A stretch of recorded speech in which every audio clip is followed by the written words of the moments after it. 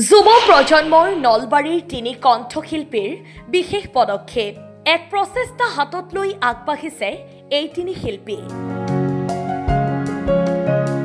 কণ্ঠশিল্পী তিনিগৰাকী জেকিন ৰাজ ৰূপম ৰাজ আৰু আৰিফুল আহমেদ নমস্কাৰ মই জেকিন ৰাজ নমস্কাৰ মই ৰূপম ৰাজ নমস্কাৰ মই আৰিফুল আহমেদ এই তিনি শিল্পীয়ে নলবাৰী পল্লা পথৰ খাৰজাৰা আশ্ৰমৰ সন্মুখত আৰম্ভ কৰিছে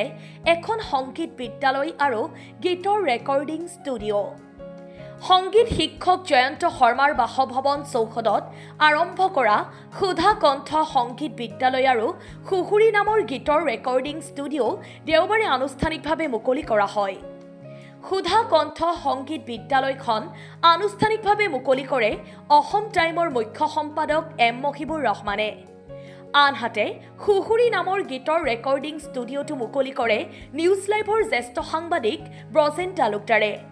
কবি আবৃত্তিকাৰ সাংবাদিক সাকলিন দীপে পৰিচালনা কৰা অনুষ্ঠানটোত বন্তি প্ৰজ্বলন কৰে বিশিষ্ট সংগীত শিল্পী দীপক দাস আৰু জ্যেষ্ঠ সাংবাদিক শাহলম আহমেদ আৰু অজিত বৰ্মনে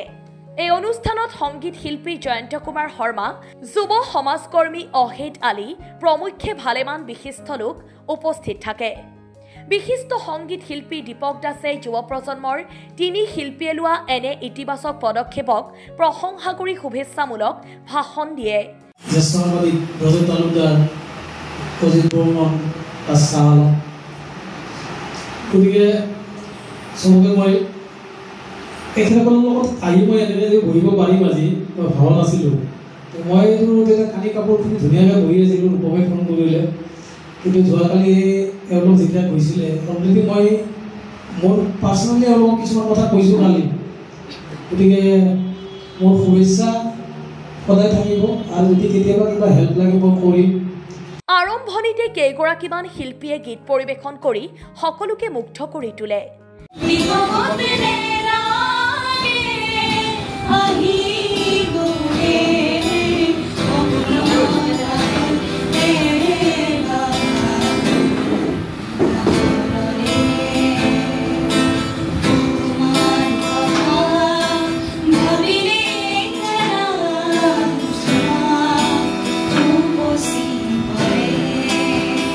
সুধা কণ্ঠ সংগীত বিদ্যালয় আৰু খুহুৰি ৰেকৰ্ডিং ষ্টুডিঅই সংগীত প্ৰিয় লোকৰ সহযোগ কামনা কৰে আপোনালোকক জনাবলৈ পাই সুখী হৈছোঁ যে গোপাল বজাৰৰ ওচৰতে যিটো আপোনাৰ খাৰজাৰা আশ্ৰম আছে তাত আমি সুধা কণ্ঠ সংগীত বিদ্যালয় লগতে খুহুৰি হোম ছেটাপ এটা অনুষ্ঠিত কৰিছোঁ গতিকে সকলোৰে সহযোগিতা বিচাৰিছোঁ আৰু সকলোৱে আহক ধুনীয়া এটা পৰিৱেশ আৰু লোকেশ্যনটো খুব ধুনীয়া আৰু আপোনালোকৰ কাৰণে আমি কৰিছোঁ বহুত কষ্ট কৰি কৰিছোঁ আমাৰ তিনিজনৰ নেতৃত্বত গতিকে ধুনীয়াকৈ সকলোৱে আহক আমি আজিৰ পৰা আমি আকৌ অপেনিং হৈ গ'ল গতিকে কাইলৈৰ পৰা আমাৰ স্কুলখন ষ্টাৰ্ট হ'ব গতিকে আশা কৰিছোঁ সকলোৱে মৰম দিব আশীৰ্বাদ দিব আৰু আমাক আগুৱাই যাব ভয় কৰিব news desk report Assam time